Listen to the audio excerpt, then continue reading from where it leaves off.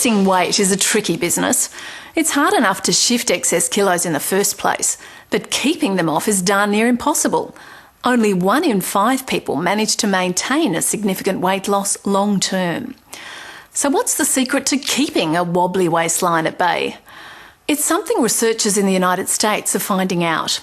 They've studied some 4,000 people who've lost 10% of their body weight or more, an average of 13 kilos, and kept it off for at least a year. And it seems just a handful of strategies was at the root of their success. Not surprisingly, eating patterns were critical. Almost all the weight loss winners ate a fairly low-fat diet and limited their overall intake to an average of around 7,500 kilojoules a day. They did this by avoiding high-energy foods, keeping a close eye on portion sizes, and sticking to a similar eating pattern regardless of weekends and holidays. Around half the group also counted kilojoules to make sure they stayed on track. Importantly, breakfast was almost universally eaten, and it wasn't a greasy fry-up. Cereal and fruit was the order of the day, supporting long-held advice that the right fuel first thing helps prevent binge-eating bouts later in the day.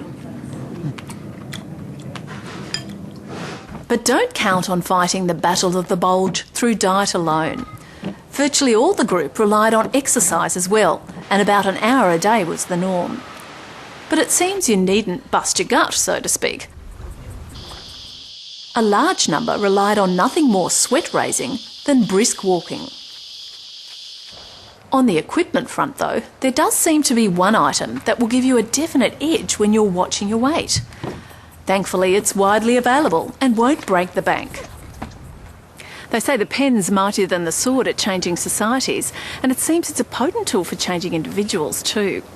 Keeping a written record of daily eating and exercise patterns was common among the weight loss winners, and it's thought this played a vital role in their success. After all, it's hard to ignore bad habits when they're there in black and white.